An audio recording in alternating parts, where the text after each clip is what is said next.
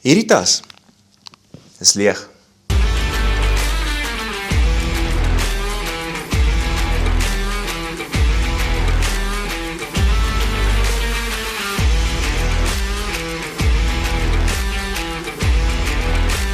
Power is influence.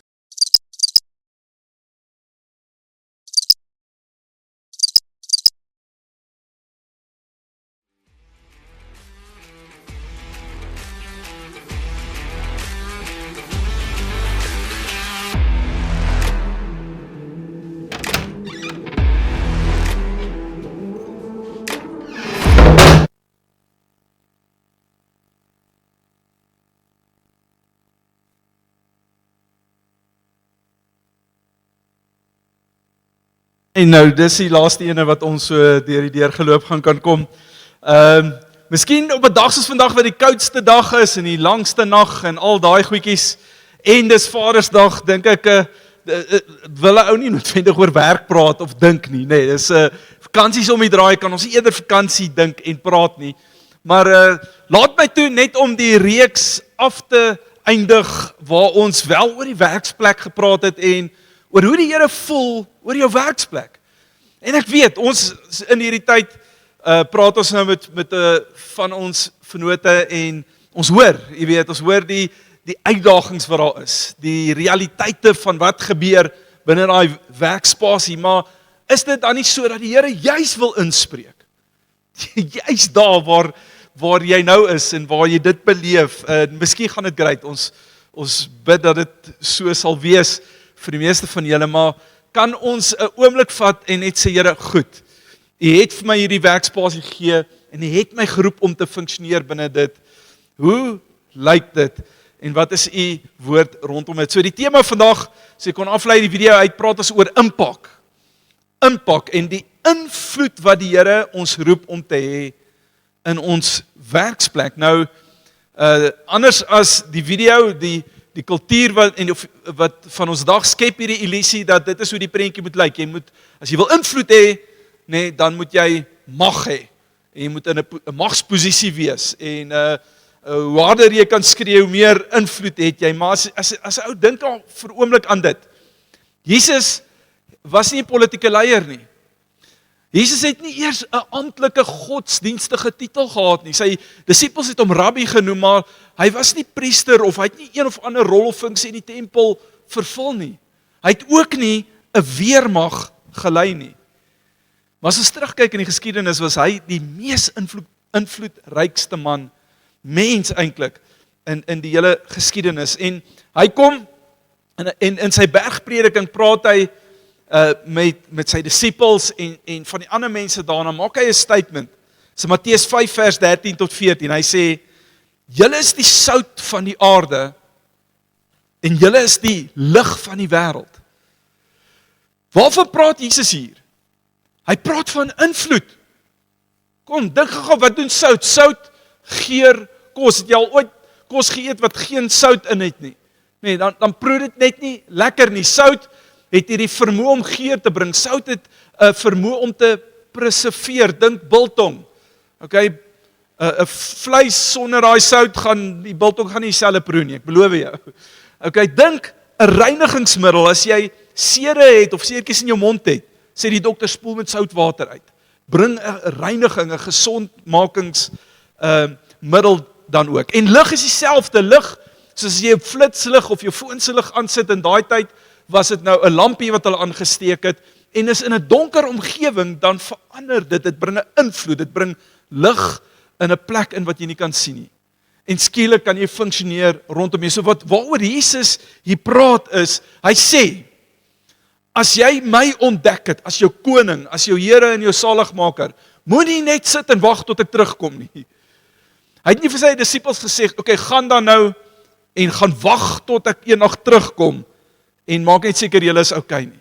Nee, dis wat hy vir ons sê, is ek stuur julle, soos die Vader my gestuur het, stuur ek julle nou in hierdie wêreld in, as sout en lig, om invloed te hê, om 'n koninkryks invloed te hê. Dis waarvoor ons geroep is. En ek wil gou stil staan by die gedagte van geroep wees, want Die eerste ding wat ek met jou wil deel vanoggend is jou werk is 'n roeping. Jou werk is 'n roeping. Baie maal as ons praat oor roeping, dan dink ons dadelik aan mense wat geroep is om vir die kerk te werk. Jy weet, predikante, pastore, ons het hierdie roeping gekry om vir die werk by die kerk te gaan werk. Maar Jesus roep mense ook in die markplein in. Stuur hulle in die mark, die gewone werksplek in. Kom ek gee gou vir jou 'n paar voorbeelde. Josef. Julle ken die storie van Josef. Sy broers het hom in die put gegooi en dan uiteindelik na hele verloop van omstandighede beland hy in die koningshuis en dan sien ons dat hy beïnvloed nasies deur regering te beïnvloed en deur logistieke en hy red die wêreld van hongersnood nie uit 'n preek uit nie, maar eenvoudig graan te bestuur, om graan goed te kan bestuur. Daniël, soortgelyke storie, hy het hierdie invloed gehad op wêreldheersers, op konings, wat hy beïnvloed het deur sy administratiewe vaardighede en sy integriteit toe dit saak gemaak het.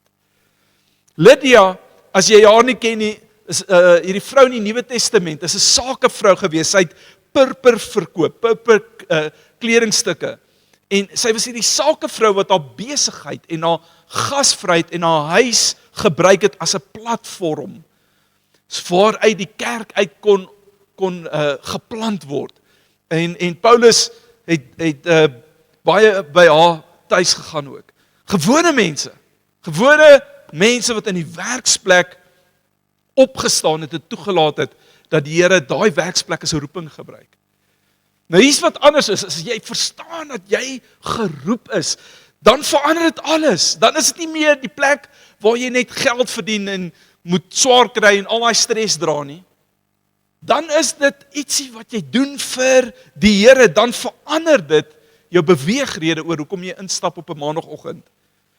Paulus skryf in Efesiërs 4 vers 11, hy sê, ek doen dus 'n beroep op julle, ek wat 'n gevangene in diens van die Here is. Leef 'n lewe wat pas by die waardigheid van die roeping waarmee jy geroep is. Hy praat nie hier net van Sondae en Woensdae by die sel en miskien as jy by Kingsman is of by CCP, jy weet, of as jy jou deur toe trek in jou binnekamer aanbid nie. Hy praat van jou hele lewe en dit sluit jou werkslewe waar jy 'n groot gedeelte van jou lewe spandeer, sluit dit in. Tweede ding is wat doen ons dan as ons dan geroep is vir daai area? Wat beteken dit? Wat beteken dit om geroep te wees? Ons is geroep om te dien. Hoor wat sê Markus 10, 41 tot 45. Ek lees vir jou in die message uit. Hy sê, you have observed how godless rulers throw their weight around. He said, and when people get a little power, how quickly it goes to their heads. It's not going to be that way with you. Whoever wants to be great must become a servant. And whoever wants to be first among you must be your slave. That is what the Son of Man has done. He came to serve, not to be served, and then to give away his life in exchange for many who are held hostage. Praat oor homself. Hierdie is 'n storie waar sy disippels met mekaar argumenteer oor wie is die belangrikste onder hulle. En wie gaan aan sy regterkant sit en wie gaan aan sy linkerkant sit, want dit was nou die belangrike posisies gewees. En dan kom Jesus en hy kom keer eintlik hierdie hele wêreldpersepsie van invloed op sy kop as hy sê, wie eerste is sal laaste wees. As jy iets wil beteken, moet jy die minste en die geringste onder die mense rondom jou wees. Jy moet kom nie om te dien nie, maar om gedien te word nie, maar om te dien. Wat hy sê is, invloed word nie gemeet aan hoeveel mense jou dien nie. Jy weet, hoeveel mense het wat jy vir koffie aandra, en hoeveel het jy ouens wat vir jou bed opmaak, of wat ook al, jy weet, vir jou kar bring. Hoeveel mense het jy wat jou dien nie? Invloed gaan daaroor, oor hoeveel mense jy dien. Hoeveel lewens jy aanraak. Ek wil vir jou 'n stukkie realiteit gee, is mense en die geskiedenis gaan nie onthou al jou prestasies nie. Nee, dink gou aan die Springbokke. Hulle het nie te sleg gespeel gister nie. Okay. Maar hulle is net so goed soos hulle laaste game. Nee, hulle is altyd net, die cricket ouens ook, nee, die Proteas. Ons is so opgewonde of so kwaad vir hulle soos die laaste game. En dit gaan so in jou werk. Mense onthou nie jou prestasies nie, hulle onthou wat het nou gebeur. Okay, so hulle gaan nie dalk al jou prestasies en jou accolades en al die wonderlike goed onthou nie, maar hier's wat mense wel van jou onthou. Hulle onthou hoe jy hulle behandel het. Hulle onthou hoe hulle gevoel het toe jy in die vertrek instap. Hulle onthou die impak wat jy in hulle lewens gehad het as jy hulle beïnvloed het, as jy hulle gedien het, as jy hulle bemoedig het in 'n moeilike tyd, as jy hulle opgetel het, as jy Jesus in hulle lewe ernstig ingebring het. Dis die goeders wat by hulle vassteek en wat hulle onthou. En so wanneer ons werkplek instap, is gewoonlik as die gedagte van wat moet gebeur vandag, wat moet ek bereik, wat moet afgehandel word, wat se transaksie moet ek deurgedruk kry, en as jy dit kan swipe from labor to legacy, van 'n plek na, maar hoe dien ek iemand vandag?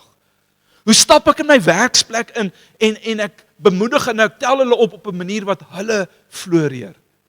Hoe stap ek weg van die einde van die dag af en ek voel dat ek het iets bereik, nie as gevolg van wat ek in my werk self gedoen het nie, maar wat ek in iemand se lewe vir iemand beteken het. Hoe het ek iemand gehelp groei? Dis koninkryks invloed. Dis hoe ek geroep is om te bedien. En ek's geroep in die derde plek, as ek dit doen, vir impak. Dis wanneer lewens verander word. Dis wanneer ek iemand raak. Hoor gou hierso, 1 Petrus 4 vers 10 sê die volgende: as goeie bestuurders van die veelvoudige genade van God, moet julle mekaar bedien in ooreenstemming met die genadegawes wat elke een ontvang het. Hy skryf hier oor die genadegawes en dat die Here dit in ons kom sit het om mekaar te bedien, en daai mekaar bedien moet oorspoel en oorvloei in jou werksplek. En dit is nie ons bedien miskien mekaar hier en ek het 'n woord of ek 'n bemoediging of ek bid vir iemand agter na die diens, of ek gaan drink 'n koffie en ek luister iemand se storie en nou druk ek pause, want maandag is mos nou maar net weer, dis die sekulêre, dis die ander plek waar die tekkie die teerpad tref. Dis juis in daai spasie in waar die Here wil hê sy koninkryks invloed moet invloei. So die vraag wat koninkryks gesentreerde lewe vra is, as ek na my industrie kyk, waar die Here my geplant het en my neergesit het, dan wat is die gebrokenheid hier? En hoe adresseer ek dit? Vir 'n dokter is dit dalk makliker. Nee, 'n dokter maak gesond. Dokter kyk na die pasiënt en sê, okay, wat kan ek doen om hierdie gebrokenheid beter te maak? En wanneer hy dit doen, reflekteer dit iets van koninkryk, waar die Here sê, daar gaan 'n dag aanbreek waar daar geen siekte meer is nie. Wat iets deurbreek wat sê, Jesus het aan 'n kruis gehang, sodat deur sy wonder vir ons genesing kan kom. Die dokter is 'n deel van daai prentjie. Die prokureur miskien ook nie so baie nie, of die advokate, nê. Is hulle verteenwoordig die geregtigheid van die Here. As hy daar instap, sê vandag verteenwoordig ek waarheid en geregtigheid. Onderwyser wat die waarhede van God, iemand eendag sê, alle waarheid is eintlik God se waarheid. Maar dan dink ek, wat van die ou wat data capture en net daar sit, en ek moet wat hier staan, moet ek daarin oortik. Wel, die manier hoe ek dit doen, en die integriteit waarmee ek dit doen, en hoe ek relate met die mense wat rondom my sit. Daar's die heeltyd ietsie wat die Here begin intrek en in jou oor fluister en sê, in hierdie plek is jy besig om my te verteenwoordig. Ek laasweek vir julle gesê wat Paulus geskryf het oor die slawe, en hoe hy vir die slawe sê, alles wat jy doen dit met die beste van jou hart uit, asof vir die Here. Wat het slawe gedoen? Die laagste ding wat jy aan kan dink. En die Here roep ons in daai spasie in, om 'n impak te kom hê. Om te skuif in ons gedagtes van die fokus van hierdie is net werk, hierdie is net labor. Nou die Here roep my om 'n legacy te hê, 'n nalatenskap. As jy dink aan nalatenskap, gewoonlik wat ons dink in nalatenskap is wat is my bankrekening wanneer ek nie meer daar is nie? Gaan my kinders okay wees? Los ek vir hulle genoeg? Maar nalatenskap, legacy is veel meer as net wat jy vir mense los. Dis eintlik wat jy in mense los. Ek het hierdie storie wat ek met jou wil deel, wat ek in die week raak lees, is van 'n ou met die naam van Bob Chapman. As jy die woord hoor Bob, dan moet jy weet, dit is 'n Amerikaner, okay? Bob Chapman is die CEO van 'n globale maatskappy wat masjinerie vervaardig, reg oor die wêreld. En hy's vroeër hierdie jaar oorlede en daar is videomateriaal en goeders wat sy maatskappy aan mekaar gesit het om iets van sy lewe te celebrate. Nou ek wil gou iets sê. Hy was jonk gewees toe hy CEO geraak het van hierdie maatskappy in sy vroeë 30's. En hy sê in die begin was hy gefokus op wat elke CEO op gefokus is, produktiwiteit, winste. Hoe doen ons hierdie die beste? Hoe lewer ons die beste produk? Nie slegte goeders nie. Hy sê, maar dit was die hoogste prioriteit, die res het nie saak gemaak nie. En ernstig, hy's 'n kind van die Here, ernstig gryp die Here in sy hart en sê, wat verteenwoordig jy as jy so dink? Wat verteenwoordig jy van my koninkryk in die sakewêreld? Die Here gryp sy hart in 'n oomblik net aan en hy kom skuif sy fokus op mense. Sy sien jy hierdie mense? Hierdie is my mense. Hierdie is mense wie se lewens ek wil raak deur jou. En die Here begin 'n swaai bring en 2008 hy die hele maatskappy geswaai om mens gefokus te wees.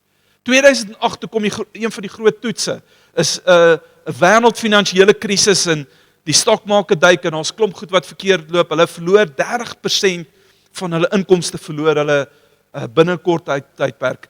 Klomp maatskappye om hulle begin te herstruktureer wat maatskappye doen. Hulle dank ouens af. Hierdie ouens moet 20% van hulle personeel afdank, daai ouens 30%, hierdie party van die ouens, die helfte van personeel, party maatskappye moes toemaak. Hulle is in 'n raadsvergadering en die ouens sê, ons gaan moet. 'n sekere persentasie van ons mense, dis al wat ons kan doen, gaan ons moet aflê. En 'n oomblik gee die Here vir hom 'n woord van wysheid en hy staan op en hy sê vir hulle, ons gaan dit nie doen nie. Ons gaan nie iemand afdank nie. Hulle kyk hom so asof hy sê, jy weet, al sy varkies verloor het en hy sê, maar wat bedoel jy? Ons kan nie hierdie bekostig nie. Hy sê die Here gee vir hom hierdie stuk wysheid, sê hier's wat ons gaan doen. Ons gaan reg deur die bank, almal van die teemaker tot die CEO gaan 4 weke verpligte onbetaalde verlof vat. Hy roep almal bymekaar, kry die almal bymekaar en hy maak hierdie stelling vir sy mense. Hy sê dit is beter dat ons almal 'n klein bietjie swaar kry as wat sommige van ons verskriklik baie swaar gaan kry. En die mense vat dit. En daar staan iets van 'n generosity in die ouens se harte op en daar's van die ouens wat so bietjie spaargeld gehad het, so bietjie beleggings gehad het, as wat 'n bietjie finansiëel beter af wat hulle hand opsteek sê ons sal meer vat. Ons sal van die ouens se verlof vat wat dit nie kan bekostig, sal ons daai onbetaalde verlof sal ons vat. En dit ontketting 'n ongekende loyaliteit, ouens wat hulle agter hierdie maatskappy kom skaar en sê ons gaan hierdie ding deurdruk en baie vinniger as van die ander maatskappye van hulle competitors in daai industrie, herstel hulle finansiëel en tel op en raak 'n wêreldmag in 'n kort tydperk. En in die jaar as ek vir jou gesê het, is hy oorlede en sy maatskappy sit iets van 'n video aan mekaar en ek wil hê julle moet gou vir my daai video kyk. What we have come to realize is that our responsibility is to create an environment where people can discover their gifts, develop their gifts, share their gifts, and, extremely important, be recognized and appreciated for doing so, which creates an opportunity for them to go home each night and have a more meaningful life, a life of purpose where they feel valued and where they get the chance to be what they were brought on this earth to be. Our goal is to create an environment where everybody matters. Unfortunately, we live in a world of capitalism where we see people as objects for our success. I was sitting in a wedding, enjoying the splendor of this father walking this precious daughter of his down the aisle, and what I got from that is the realization is that all 7,000 of our team members were just as precious as that young lady. We as leaders, when we allow somebody to walk in our organization, We have an obligation as stewards of that life to continue to allow that life to be everything they were meant to be that we possibly can towards our common vision. This message is a message of a journey to caring, of seeing the beauty in people, not our differences. The essence of what it means to be a leader, to redefine what leadership means, to move from this world of management, the manipulation of people, to the world of leadership, which is the care of people. I will not leave this earth proud of the machinery we build. I will leave this earth proud of the people who built that machinery.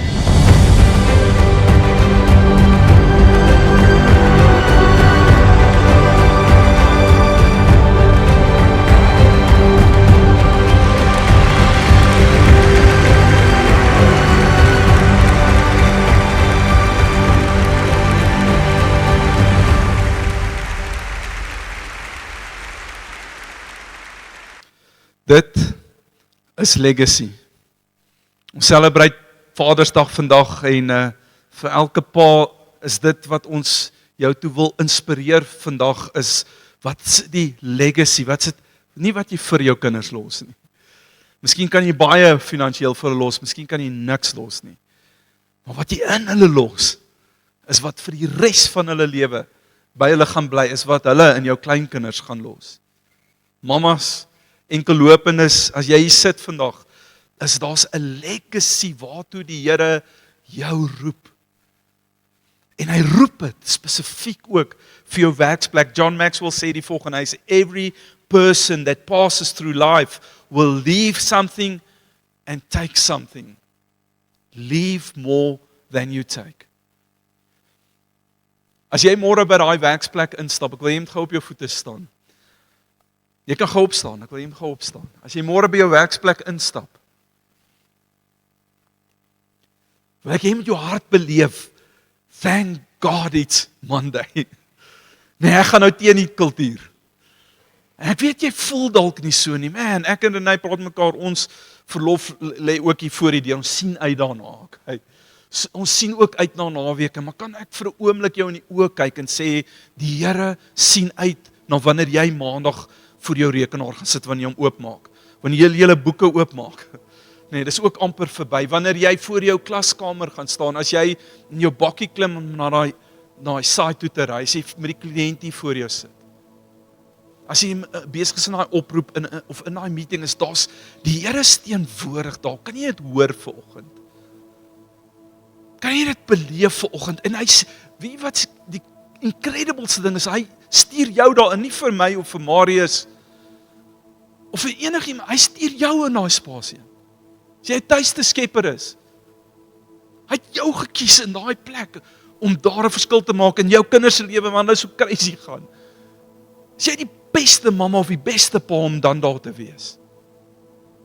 In daai vriendegroep, daai vriendekring waar jy beweeg is jy wat hy gekies het om 'n invloed daar te hê. En ek wil jy moet gou jou oë sluit en ek wil jy moet saam met my hierdie prentjie sien daai werksplek van jou. Sien jou kantoor, sien jou laptop. Sien die werkers wat besig is om te werk en jy weet jy moet nou instap in daai spasie in. Dalk is jy besig om in jou kar te ry, dis wat jy doen vir 'n lewe. Sien daai werksomgewing van jou. Dalk is jy die Here besig om te vertrou vir werk, maar jy moet nou maar goedjies doen om die huis of jy moet 'n CV opstel. Sien jouself in waar jy maandagooggend sit. En ek wil jy moet saam met daai prentjie, wil ek jy moet Jesus ook daar sien, want jy is die draer van hoop, hy's binne in jou. Jesus leef binne in jou. Maar vir 'n oomblik wil ek jy moet hom sien in die volle gestalte van wie hy is. Hy het 'n kroon op sy kop, nie meer 'n doringkroon nie, dis verwyder. Die kroon van die koning van die konings is op sy kop geplaas. Hy staan daar en hy skitter en hy's helder as hy praat, is daar autoriteit in sy stem. En ek wil hê jy moet hoor hoe hy vir jou kyk en sê, my kind, my seun, my dogter, ek het jou hier geplant. Ek het jou hier neergesit. Jy is my verteenwoordig, my ambassadeur in hierdie plek waar jy is. Hy sê ek het gesterf ook vir hierdie mense, daai goddelose mense, daai mense wat jy voel, hulle verdien dalk nie om genade te ontvang nie. Dalk is hulle ongelowiges. Dalk is hulle net totaal goddeloos of een of ander geloof wat jy weet hulle ken nie die Here nie. Die Here sê, ek het hulle net so lief soos wat ek jou het. En in hierdie oomblik sal my liefde en my genade en my vrede en my hart vir hierdie wêreld, dat ek my seun gee om te sterf vir hierdie wêreld, sal geopenbaar word deur wat jy sê, deur wat jy doen, die manier hoe jy jou werk doen. En die genesing en die heelheid wat jy bring na hierdie plek toe, of jy 'n mechanic of jy 'n dokter is. Ek wil hê jy moet vanoggend beleef hoe die Here 'n mandaat in jou hand kom neersit het. Miskien is dit nie jou droomwerk nie. Jy's nogtans daar. Jy's nogtans geplant. Jy's nogtans geroep. En ons mense rondom jou, party van hulle rapporteer aan jou, miskien dalk nie. Maar ons mense om jou wat die Here sê, ek roep jou om hulle lief te hê asof hulle jou eie dogter, vir jou eie seun, jou eie broer, vir jou eie pa. Ek roep jou om liefde aan hulle te bewys, wat invloed gaan hê, wat 'n legacy in hulle gaan los. Wat my teenwoordigheid in hulle lewens gaan bring op 'n manier wat hulle vir altyd gaan verander. Man, dis jou calling, dis jou roeping, beleef dit. In hierdie oomblik hoor hoe Jesus daai roeping op jou lewe neerkom sit, en moenie dat dit 'n gewig wees nie. Want hy sê, waarvoor ek jou roep, sal ek jou toerus. Ek sal vir jou gee wat jy nodig het. Ek sal vir jou in jou lewe kom inblaas. Die volheid van wie ek is, sodat jy vir altyd 'n verandering in daai plek in kan bring. Die wêreld word nie op Sondag in kerke verander nie. Die wêreld word op Maandag tot Vrydag in die werksplek verander. En jy sy sendeling, jy is sy instrument. En as gemeente, Here, soos wat ons hierdie reeks afsluit oor ons werksplek en ons begin droom oor u drome vir die industrie wat is rondom ons in ons samelewing en in ons wêreld en waar ons u vertrou vir verandering, vir meer en meer van wat op u hart is vir ons wêreld om deur ons lewens deur te breek, bid ek vir elke een van ons mense, elkeen wat u verteenwoordig in daai plek wat partymal die senterpunt van hulle stres is, die senterpunt van hulle bekommernisse is, van hulle moegheid is. Here, bid ek dat u dit kom swaai en draai en sê, ek gee vir jou die krag om daar te kan funksioneer as een van my disippels en verteenwoordigers. Ek gee vir jou die krag om meer te wees as wat jy kan dink, meer as 'n oorwinnaar binne in daai plek. En ek bid dit vandag in Jesus naam. Amen. Amen. Jy is welkom om sit plek in te neem. Mag jy floreer. Hier is my laaste quote wat ek met jou wil deel. Jordan Rainer het gesê, our work matters because it is a means of loving our neighbors as ourselves. Neighbor is nie net die ou wat langs jou bly nie. Dis die ou wat langs jou werk, wat langs jou ry op die snelweg wat jou partymal hier voor jou indruk. Die plek waar die Here liefde beoefen, as ons sê, we are marked by His glory, we are known by His love. Is jou werksplek een van die beste plekke waar hy ons leer om ons naaste lief te hê, soos onsself.